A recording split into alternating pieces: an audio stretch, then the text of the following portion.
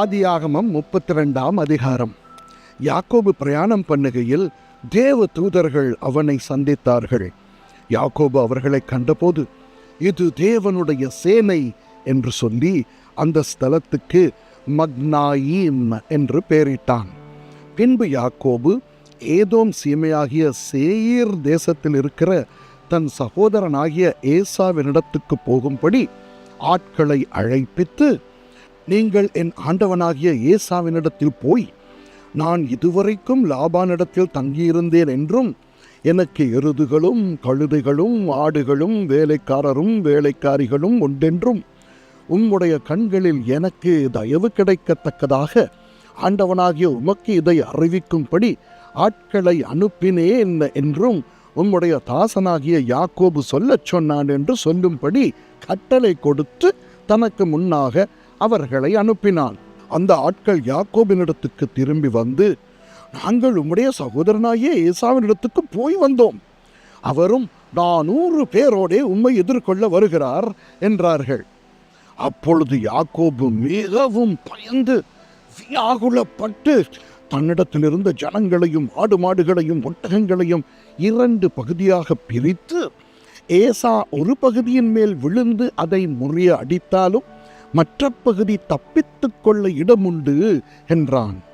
பின்பு யாக்கோபு, என் தகப்பனாகிய ஆபிரகாமின் தேவனும் என் தகப்பனாகிய ஈசாக்கின் தேவனுமாயிருக்கிறவரே, உன் தேசத்துக்கும் உன் இனத்தாரிடத்துக்கும் திரும்பி போ, உனக்கு நன்மை செய்வேன் என்று என்னுடனே சொல்லி இருக்கிற கர்த்தாவே, அடியேனுக்கு தேவரீர் காண்பித்த எல்லா தயவுக்கும் எல்லா சத்தியத்துக்கும் நான் எவ்வளவேனும் பாத்திரன் அல்ல.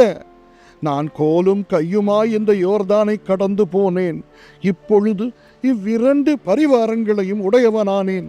என் சகோதரனாகிய ஏசாவின் கைக்கு என்னை தப்புவியும்.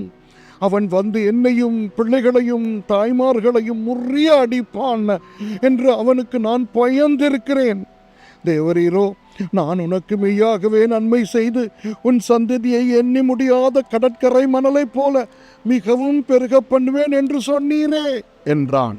அன்று ராத்திரி அவன் அங்கே தங்கி தன் கைக்கு உதவினவைகளிலே தன் சகோதரனாகிய ஏசாவுக்கு வெகுமானமாக 200 வெள்ளாடுகளையும் 20 வெள்ளாட்டு கடாக்களையும் 200 செம்மறியாடுகளையும் 20 ஆட்டுக்கடாக்களையும் பால் கொடுக்கிற 30 ஒட்டகங்களையும் அவைகளின் குட்டிகளையும் 40 கடாரிகளையும் 10 காளைகளையும் 20 கோழிகை கழுதைகளையும் 10 கழுதை குட்டிகளையும் பிரித்தெடுத்து வேலைக்காரர் கையில் ஒவ்வொரு மந்தையை தனித்தனியாக ஒப்புவித்து, நீங்கள் மந்தைக்கு முன்னும் பின்னுமாக இடம் விட்டு எனக்கு முன்னாக ஓட்டிக்கொண்டு போங்கள் என்று தன் வேலைக்காரருக்கு சொல்லி, முன்னே போகிறவனை நோக்கி, என் சகோதரனாகிய ஏசா உனக்கு எதிர்பட்டு, நீ யாருடையவன், எங்கே போகிறாய், உனக்கு முன் போகிற மந்தை யாருடையது என்று உன்னை கேட்டால், நீ, இது உமது அடியானாகிய யாக்கோபுடையது,